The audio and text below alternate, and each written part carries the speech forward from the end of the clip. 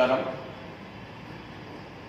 ఈరోజు Telugu Desam party BC forum ఒక round table సమావేశం ఏర్పాటు చేయబడింది. ముఖ్యంగా ఈ రౌండ్ టేబుల్ సమావేశం ముఖ్య ఉద్దేశం ఏమనగా జిల్లాలో 63 మండలాలు మరి ఉన్న బీసీ సోదరుల్ని చైతన్యం చేస్తూ తెలుగుదేశం పార్టీకి మరి దగ్గర చేస్తూ ఏదైతే గతంలో తెలుగుదేశం పార్టీ నుంచి కొంతమంది వైఎస్ఆర్ పార్టీలు ఇక్కడ గెలవకుండా పోయినారు, వాళ్ళందరినీ కూడా పార్టీలోకి తీసుకొచ్చేంత మేమందరూ కూడా ఈ ఫోరం కృషి చేస్తుందని, ఏదైతే 14 నియోజకవర్గాల ఇన్ఛార్జీలని వాళ్ళ యొక్క సూచన సలహాల మేరకు వాళ్ళని అనుసరించి ఈ ఫోరం ముందుకు పోతుందని కూడా మీ మీడియాలో పత్రికల తెలియజేస్తూ, దాని భాగంగా ఈరోజు ఈ ఫోరం ఆధ్వర్యంలో ముఖ్యంగా రాష్ట్ర ప్రభుత్వానికి కొన్ని డిమాండ్ చేస్తున్నాం, కొన్ని సలహాలు ఇస్తున్నాం. ఈ రాష్ట్ర ప్రభుత్వం ఇప్పుడున్న ముఖ్యమంత్రి జగన్మోహన్ రెడ్డి గారు ప్రతిపక్షంలో ఉన్నప్పుడు ఆయన సంకల్ప యాత్ర కానీ అనేక ప్రోగ్రాములు కానీ ఆయన అసెంబ్లీలో మాట్లాడిన తీరు కానీ అన్నీ కూడా ఈ రాష్ట్ర ప్రజలంతా కూడా మీడియా కూడా ఆయన చూపించబడింది. ఎన్నికల ముందుగా నేను మాట తప్పను మడవ తిప్పను అని చెప్పిన జగన్మోహన్ రెడ్డి గారు ఈరోజు మొట్టమొదటిగా మాట తప్పాడు, మడవ తిప్పాడు, మనిషే గిరగిర అని తిరుగుతున్నాడు. ఏ టైంలో మనకు బెయిల్ రద్దు అవుతుందో, ఈ అవినీతిలో సొమ్ముని కాజేశాం, ఆర్థిక నేరగాల కేసులన్నీ కూడా ఎప్పుడు జైలు పంపిస్తానని భయం చుట్టుకుంది. ఆ భయాందోళననే ఆయన అక్రమం సంపాదనని ఆయన బురదని ఇంకొకరు పోయాలని రకరకాలుగా ప్రయత్నం చేస్తున్నారు. మొట్టమొదటిగా జగన్మోహన్ రెడ్డి ప్రతిపక్షంలో ఉన్నప్పుడు వాళ్ళ శాసనసభ్యులు కానీ పార్లమెంట్ సభ్యులు కానీ ఆయన సలహాదారులందరూ కూడా ఒకటే బాగా చెప్పారు, అమరావతి ఇక్కడనే ఉంటుంది, రాజధాని ఇక్కడనే ఉంటుంది, మేము దాదాపు బ్రహ్మాండంగా ఇల్లు నిర్మాణం చేసుకున్నాం, ఇల్లు కూడా మరి ఓపెనింగ్ చేసుకుంటున్నాం, మేము పండగలు చేసుకుంటున్నాం, స్వీట్లు పంచుకుంటున్నాం అని కూడా ముఖ్యమంత్రి చెప్పారు.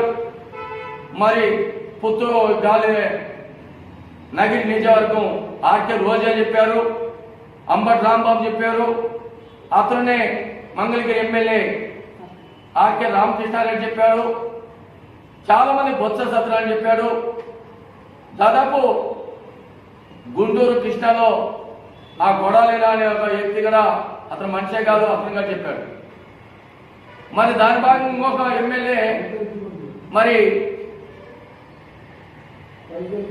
కృష్ణా జిల్లా మైలవరం ఎమ్మెల్యే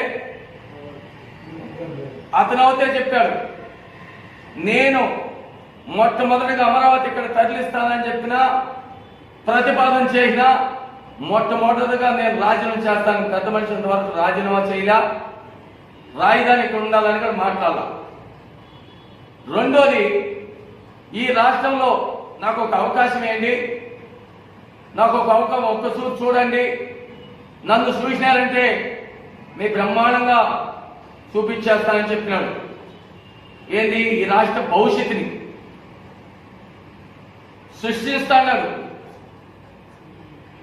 మరి ఫలాలు తీసుకొస్తా అన్నాడు, పరిశ్రమలు తీసుకొస్తాను, రాజధాని చంద్రబాబు నాయుడికి ఇల్లు లేదు, వాకిల్ లేదు, ఆయన సింగపూర్ చేయాలంటున్నాడు, నేనైతే అమెరికా చేసి చూపిస్తానని చెప్పినాడు.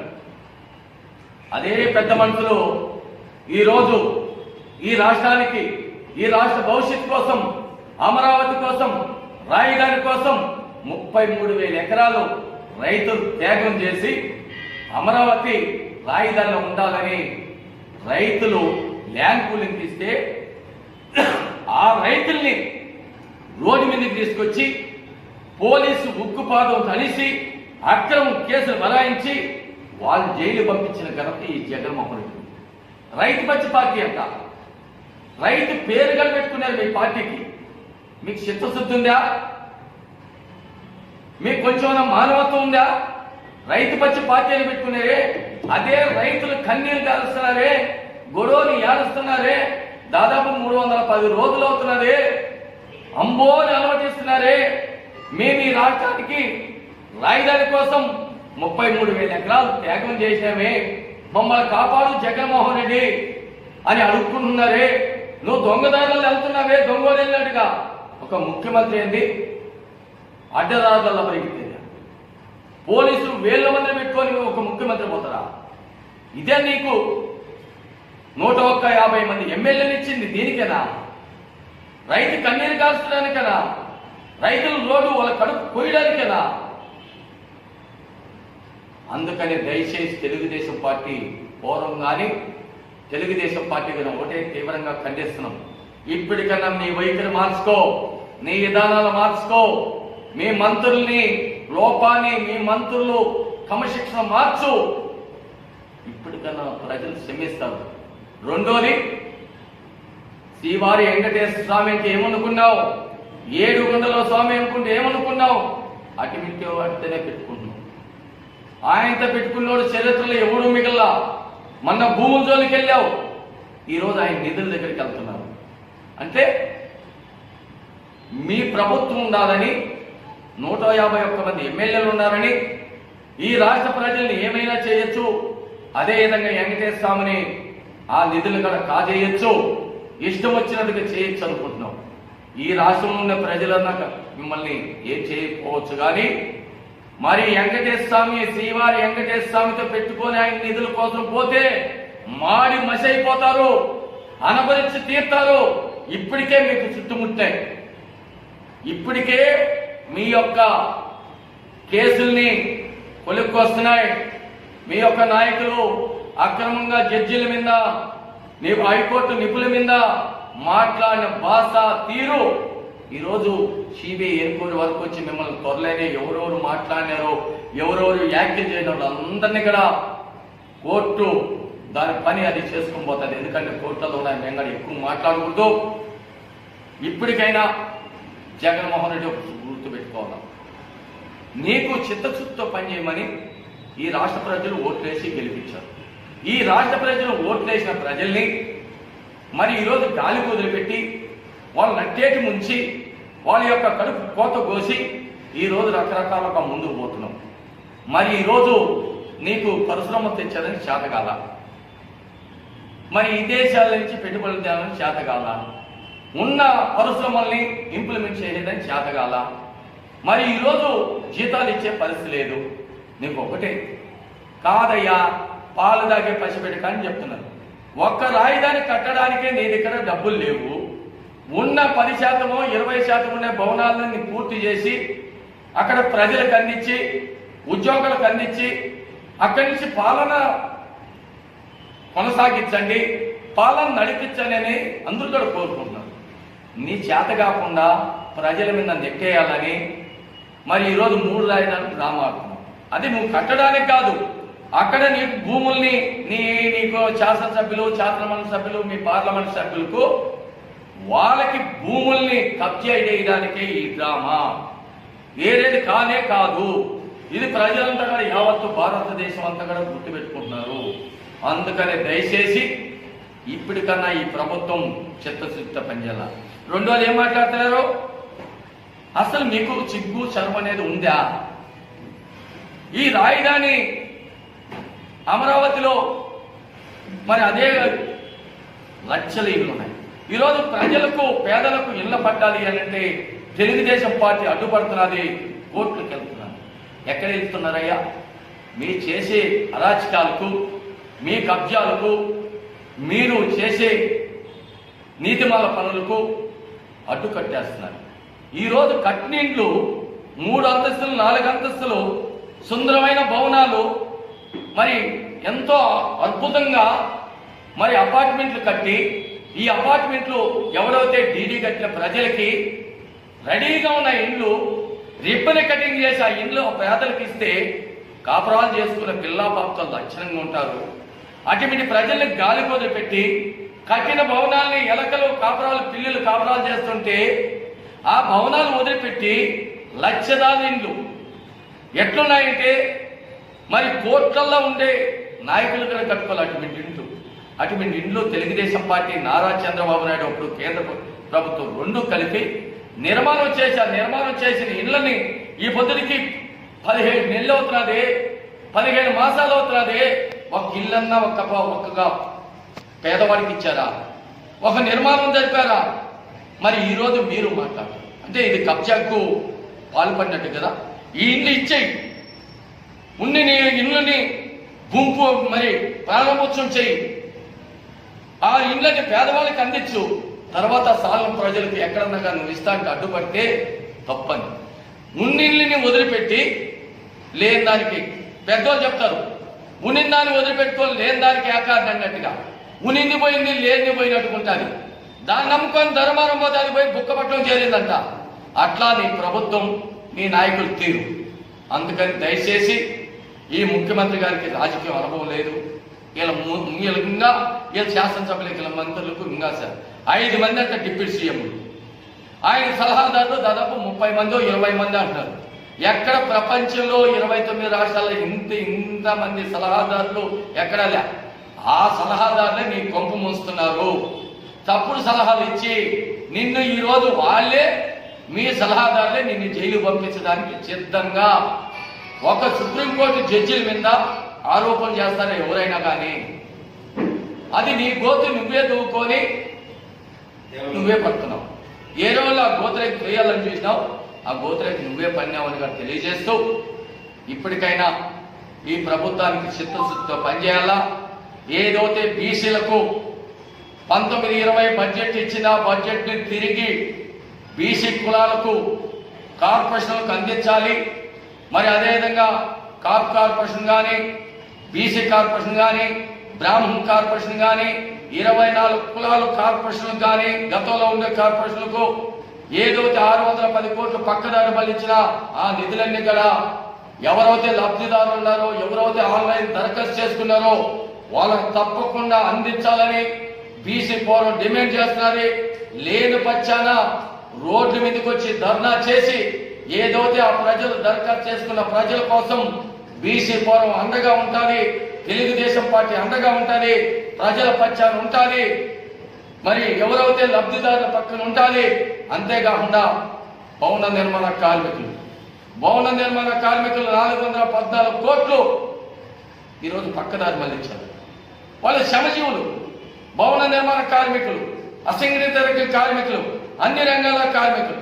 దాంట్లో ఎక్కువ పనిచేసేది ఓటర్ కార్మికులు, ఉప్పర కార్మికులు, మరి అన్ని రంగాల కూడా వాల్మీకులు కావచ్చు, మేధలు కావచ్చు, కృష్ణబంజి కావచ్చు, కురవలు కావచ్చు, యాదవులు కావచ్చు, గౌళ్ళు కావచ్చు, మత్స్యకారులు కావచ్చు, అన్ని కులాలు కూడా ఈరోజు చాలా 100% కులవృత్తి లేని జీవనం సాగిస్తున్నారు.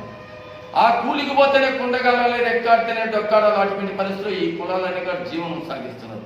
ఆ కులాలకు వచ్చే మరి ఈరోజు మరి భీమాని కూడా మరి ఈ భవన నిర్మాణ కార్మికులకు రావాల్సిన లేబర్ వ్యవస్థని కూడా పక్కదారి మళ్ళించి ఈరోజు ఆ కార్మికులను పట్టగొట్టే పరిస్థితి ప్రభుత్వం ముందుకు పోతున్నది. ఇన్ని చేసి చంద్రబాబు నాయుడు లోకేష్ చేతగానం వల్ల లంచర్పం చేస్తే ఊరంతా అల్లరంట. ఈ ప్రభుత్వానికి చిత్తశుద్ధి లేదు, రాజకీయ అనుభవం లేదు. వీళ్ళు చేసే అవినీతంతా మా పార్టీకి విరుద్ధాలు అంటారు, మా నాయకులకి అంటారు. మేము ఏదైనా మాట్లాడితే మా మీద కేసులు పెడతారు. అంటే ఎన్ని రోజులు కేసు పెడతారు, ఎన్ని రోజులు జైల్లో పెడతామా? జైలు నుంచి బయటికి రామా అంటే జైలేనమా మర్చిపోతామా? ఏందనుకున్నారు మీరు? అంటే నువ్వు 16 నెలలు జైలు పోయించినా నువ్వు బయటకు వచ్చి ఇప్పుడు ముఖ్యమంత్రి కాలేదా? మీ విజయసాయి రెడ్డి 16 నెలలు జైల్లో ఉండి ఇప్పుడు పార్లమెంట్ సభ్యులు కాలేదా? మోపిదేవి వెంకటరమణ కేసుల్లో ఉన్నాడు కదా. మీ మంత్రులు ఎంతమంది ఇప్పుడు కేసులో ఉన్న బొత్స సత్యనారాయణ మరి లిక్కర్ డానయ్యి ఆయన కింద కేసులు భావించలేదా? ఈ రోజంతా మీరంతా ముఖ్యమంత్రులుగా ఈ రాష్ట్రంలో పార్లమెంట్ సభ్యులుగా మంత్రులుగా కొనసాగలేదా? అంటే మేము జైలు పోయేసరి మేము అంతమైపోతాం అనుకుంటారా? ఇంకా నీకానికి ఎక్కువగా ఈ ప్రజల కోసం పనిచేస్తాం, ఈ ప్రజల కోసం రక్షించుకుంటాం, అండగా నిలబడతామని కూడా మీడియా ద్వారా పత్రికలు తెలియజేస్తూ ఇంకొక సూర్య చంద్రబాబు నాయుడు లోకేష్ ని విమర్శించినప్పుడు మీ వెనక మీ నీపుని చూసుకోండి. ఆర్థిక నేరగాళ్ళని మా నాయకుని మాట్లాడే స్థాయి మీది కాదు. ఆర్థిక నేరగాళ్లకు మరి కబ్జాదారులకు మరి అన్ని రకాలుగా మీరే వైఎస్ఆర్ పార్టీ అంటేనే ఆర్థిక నేరగాల కింద, అవినీతిలో పూరకమైన పార్టీ అంటే, జైలు వేయించిన పార్టీ అంటే ఈరోజు అన్ని కూడా భగవంతుడు త్వరలోనే ఒక నిర్ణయం తీసుకోబోతుంది. దాన్ని ఎవరూ ఏం చేయలేము. ఇది కూడా గుర్తుపెట్టుకొని ఇప్పటికైనా ఏదైతే ఎన్నికల ముందు ఇచ్చారో మాట తప్పను మడవ తిప్పనని అది నిలబెట్టుకోవాలని మా బీసీ ఫోరం తరఫున డిమాండ్ చేస్తున్నాము. బీసీ కార్పొరేషన్ నిధులు కానీ ఈ 24 కులాల కార్పొరేషన్ నిధులు కూడా ప్రజలకు ఇచ్చి 19-20 బడ్జెట్ 20-21 బడ్జెట్ కూడా ఈ 2 బడ్జెట్ నిధులు ఎక్కడికి పోయినామని వైట్ పేపర్ విడుదల చేయాలి. లేని పచ్చాన త్వరలోనే 13 జిల్లాల్లో పర్యటించి మీరు ఈ నిధులు ఎక్కడ మళ్లించారనేది కూడా వైట్ పేపర్ ద్వారా కూడా నిరూపించేంత వరకు కూడా మా పోరాటం ఆగదని కూడా మీ మీడియా ద్వారా పత్రికలో తెలియజేస్తాం. మీడియా మిత్రులకు నమస్కారం. ఈరోజు వరదల వల్ల ఈ ఆంధ్రప్రదేశ్లో ఈ రాష్ట్ర ప్రభుత్వం విఫలమైందని చెప్పి మేము డిమాండ్ చేస్తున్నాం.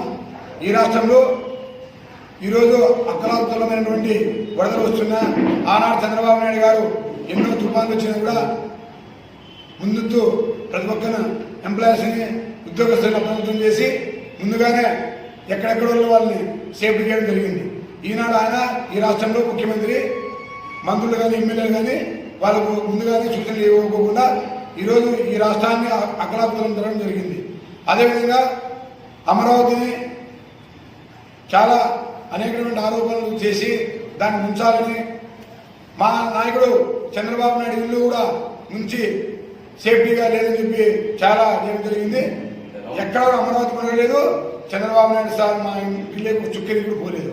ఎన్ని స్టాక్ పెట్టినా ఎంత ప్రయత్నం చేసినా ఆ కనకదుర్గమ్మ కాపాడుతుంది కాబట్టి చుక్కెది పోలేదు.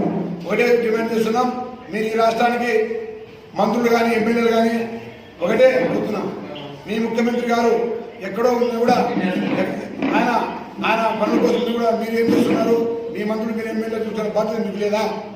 ఈనాడు మా యువ నాయకుడు నారా లోకేష్ గారు తిరుగుతా అంటే కూడా మీరు ఓపిక పట్టలేదు. ఎక్కడ మంచి పేరు వస్తుందో, ఎక్కడ ఆయనకు మంచి వద్దని యొక్క మీరు ఈశ దేశంతో ఆయన మీద షటల్ చేస్తున్నారు. మీకు సిగ్గుమానం రోషం ఉంటే మీ కాన్స్టిట్యూషన్లో మీ మునిగిన రైతుల్ని ఆదుకోండి. అవసరమైతే వాళ్ళకి అన్నం కూడా ఏర్పాటు చేయడం లేదు. ఆకలి అడమించుకొని పోతున్నారు, పిల్లలు పెంచుకొని గొడవలు కొడుతున్నారు. కాబట్టి మేము ఒకటే డిమాండ్ చేస్తున్నాం, ఈ రాష్ట్రంలో ఈ భారతదేశంలో ఈ ఆంధ్రప్రదేశ్లో అమరావతి సేఫ్టీ అని కూడా ప్రతి ఒక్కరికి తెలుసు. ఆనాడు నారా చంద్రబాబు నాయుడు గారు 33,329 ఎకరాలు 29 గ్రామాలు దాదాపు 29,000 రైతులు ఇవ్వడం జరిగింది. అలాంటప్పుడు ఆ రైతులు గోడు కొట్టుకుంటుంది. మీకు ప్రతి ఒక్క ఆడ మనిషి గోడు కొట్టుకుంటుంది. కాబట్టి ఒకటే డిమాండ్ చేస్తున్నాం మేము, మీరు అభివృద్ధి చేయండి, ముందుకెళ్ళండి, ఈ రాష్ట్రాన్ని అభివృద్ధి నడపండి, పరిశ్రమలు తేవండి. ఈరోజు కరోనా వచ్చింటే చాలా మంది రోడ్డున పడి అడగదిన్నారు అన్నం లేక. మీరు ముందుగానే ఎందుకు ఈ రాష్ట్ర ముఖ్యమంత్రిగా మీరు ముందుగానే కరోనా లాక్డౌన్ విధించేటప్పుడు మీరు ఆరోగ్యం ముందుస్తూ మీరు ఎందుకు మీరు ఒక 2 days ముందుగానే మీరు ఎందుకు చెప్పలేదు? మీరు ఎందుకు వాళ్ళ స్థావరాలకు మీరు చేర్చలేదు? ఆనాడే మీరు ఫెయిల్యూర్ అయినారు.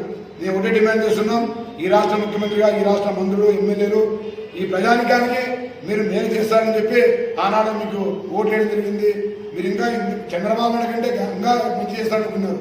అంటే రాజశేఖర రెడ్డి చూసి ఓటు వేసినారు, అంటే ఒక అవకాశం ఒక శాంతిని ఓటు వేసినారు. కాబట్టి మేము ఓటు జరుగుతున్నాం. మీరు ఈరోజు మీ వైసీపీ పార్టీ నాయకులు కార్యకర్తలు కూడా ఫెయిల్ అయినారని వాళ్ళు చెప్పుకుంటారు, బయట చేయలేకపోతున్నారని. ఈరోజు ఇసుక కానీ ఇంతవరకు కూడా ఇసుక బంగారం ఆన్లైన్ చేస్తే బుక్ చేసి వస్తుందేమో కానీ ఇసుక ఇప్పటికీ చేరలేదు. 2 వారాలు 3 వారాల్లో వారము ఎక్కడ ఫోన్ నెంబర్ దొరకలేదు, ఎక్కడ టిప్పులు తెలియదు. కాబట్టి ఇప్పటికీ వాళ్ళ ట్రాక్టర్ ఓనర్లు కానీ టిప్పర్ల ఓనర్లు కానీ ఇల్లు కట్టుకునేటోళ్ళు కానీ వాళ్ళ గోడు అవరోధంగా ఉంది. ఒక ప్రతి విలేజ్లో ఒక 30-40 ట్రాక్టర్లు ఉంటాయి. ఆనాడు చంద్రబాబు నాయుడు తెలుగుదేశం ప్రభుత్వంలో ప్రతి ఒక్క ట్రాక్టర్ కూడా తోలుకొని చాలా మంది బాగుపడిన కాలాలు ఉన్నాయి. ఈరోజు ట్రాక్టర్ ఓనర్లు ఫైనాన్స్ కట్టుకోలేక వాళ్ళు ఈరోజు ఫైనాన్స్ కట్టు చెప్తున్న కాలం వచ్చింది. అంటే ట్రాక్టర్లు బతకకూడదు, టిప్పర్లు బతకకూడదు, ఎవరు బతకకూడదు. అది అక్కడ 2 షిఫ్టింగ్ల ఇసుక అక్కడ నుంచి తెచ్చుకోలేకోకుండా ఇక్కడ షిఫ్ట్ చేసి మళ్ళీ 2వ షిఫ్టింగ్. అసలు ఇది ఎక్కడ సిస్టమ్ అర్థం కాలేదు. జనాలు కూడా కొట్టుకుంటున్నారు. ఒకసారి ప్రైవేట్కి ఇస్తామంటారు, ఒకసారి మైన్స్కి ఇస్తామంటున్నారు. అసలు దాని సిస్టమే సరిగ్గా సరిచేయలేకపోతున్నారు. అంటే మీ యొక్క పనితీరు ఎలా ఉందో కొన్ని ఎమ్మెల్యేలు కానీ మంత్రులు కానీ పరిపాలన అభివృద్ధి కానీ, అంటే ఒక ముఖ్యమంత్రికి దాదాపు 30 మంది సలహాదారులు ఉన్నారు. అంటే పరిపాలించడానికి, అంటే సలహా ఇవ్వడానికి. మరి మీరంతా ఏం చేస్తున్నారు? ఎక్కడ పోతుంది ఈ రాష్ట్రం అనేటువంటి ఈ కరువు కాలంలో చిక్కుని ఉంది. పచ్చి కరువు వచ్చింది. వర్షాలు వచ్చి పక్కన పంటలు లేక ఇక్కడ ఒక డ్రిప్ ఇవ్వలేక ఇంతవరకు 17 నెలలు అయింది. ఇంతవరకు మీ డ్రిప్ ఎందుకు లేదు? రైతు ప్రభుత్వం చెప్పుకుంటున్నారు. డ్రిప్ అనేది అంటే ఖచ్చితంగా ప్రతి ఒక్క రైతు టమోటా, వంకాయ, చెనిక్కాయ కూడా ఈరోజు డ్రిప్ మీద పండించాల్సిన పరిస్థితి వచ్చింది.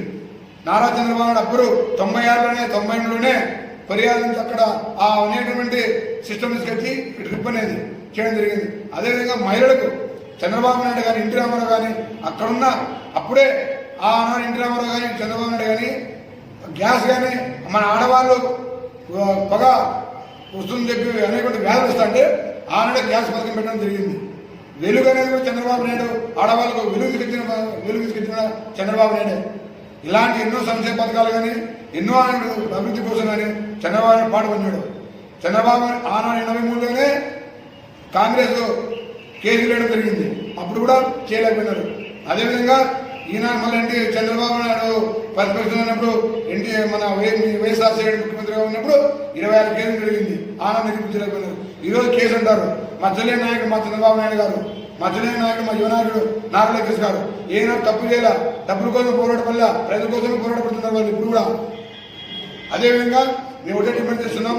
మీరు అమరావతి కానీ ఉంచాలని ఎంత ప్రయత్నం చేసినా ఉండగలదు. మీరు ఎంత ప్రయత్నం చేసినా మారదు. నేను ప్రైవేట్ మనం ఒక గవర్నమెంట్లో పోలు వేయడానికి నెల సంవత్సరాలు వేలు పడుతుంది. అమరావతి మీరు పడటానికి కొన్ని ఏళ్ళు ఉండాలా.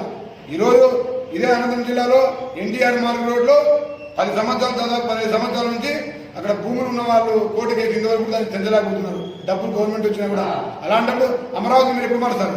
అమరావతి మారుస్తామని మీరు అనేకమైన ఆరోపణలు చేస్తున్నారు. అమరావతి మార్చలేరు, అమరావతి అక్కడే ఉంటుంది, ఆ గోడు మీకు కొట్టుకుంటుంది. మీరు అభివృద్ధి చేయండి. 3 రాజ్యాలు ఎవరు అడగలేదు మిమ్మల్ని. అభివృద్ధి అంటే ఏమి? వికేంద్రీకరణ, ఫ్యాక్టరీలు, ఇండస్ట్రీలు, నిరుద్యోగుల కోసం మీరు ఆ ఉద్యోగాలు తీసుకొచ్చే కదా వికేంద్రీకరణ. హైకోర్టు కర్నూలు తెచ్చుకొని లాయర్లకు 1-2-3 కేసులు ఉంటాయి. లాయర్లు ఏమొస్తుంది? 1-2-3 ఫోటో స్టాప్లు వస్తాయి. 6-3-6-70 మంది ఉద్యోగస్తులు. అంత తప్ప ఏమైనా అభివృద్ధి ఉందా రాయలసీమలో? అవసరమైతే రాయలసీమలో పెట్టమన్నాడు. విశాఖపట్నం దాదాపు సెంటర్ పెట్టాడు చంద్రబాబు నాయుడు. 2.5 కోట్ల జనాభాకు అక్కడ 3.5 కోట్ల జనాభాకు సెంటర్లో పెట్టాడు ఆనాడు చంద్రబాబు నాయుడు. మొత్తం 60 మందితో పరిశీలించి దాదాపు 6,000 మందితో పరిశీలన చేసి ఆనాడే ఇక్కడ పెట్టడం జరిగింది. నువ్వు 67 మంది ఎమ్మెల్యేలు ఉన్నప్పుడు నువ్వేం చేశావు? 33,000 వివేకాలలో చిన్న రాష్ట్రం అవుతున్నావు. మరి నాకు ఆనాడు నీకు తెలుసా? ఆనాడు నువ్వు ఎందుకు ఈరోజు 23 మందితోనే మా చంద్రబాబు నాయుడు అసెంబ్లీలో గట్టిగా వాయిస్తాడు. నీకు 63 మంది ఉన్నప్పుడు నీకు ఆనాడు నోరేమైంది? ఆ రోజు మన హక్కు లేదు నీకు. కాబట్టి డిమాండ్ చేస్తున్నాం. మీరు ఒకటి ఈరోజు రాష్ట్రం అధోగతి పాలవుతుంది. కాబట్టి ఏది కొనాలన్నా ఏది చేయాలన్నా ఈరోజు మీరు సచివాలయాలు పిలుపుతున్నారు. సచివాలయాలు పిలుపులే మీరు మీ గవర్నమెంట్. చంద్రబాబు నాయుడు నారా లోకేష్ గారు 25,000 కిలోమీటర్లు సీసీ రోడ్లు ఎన్నో అటువంటి పథకాలు తీసుకొచ్చి ఈ రాష్ట్రాన్ని ముందు నడిపిన ఘనత నారా లోకేష్. ఐటీ శాఖ మంత్రిగా, పంచాయత్ శాఖ మంత్రిగా ఆయన చేసిన కార్యక్రమాలు చాలా అద్భుతంగా ఉన్నాయని చెప్పి 6 అవార్డులు వచ్చాయి ఈ రాష్ట్రానికి. కాబట్టి మీకు అవార్డు తేవండి. ఆనాడు ఆర్థిక విధానం కూడా పరిశీలన టోటల్ పైన చంద్రబాబు నాయుడు 18-19 మీకు వచ్చిండేది ఆ అవార్డు కూడా. మీరు చేసిన అభివృద్ధి కాదు. ఒకటే డిమాండ్ చేస్తున్నాం. మీరు ఈ పార్టీ మీ వైసీపీ పార్టీ జనాలకు చాలా ఇబ్బందులుగా ఎదుర్కోకుండా మీరు అభివృద్ధి పైన కోరుకుంటున్నాం.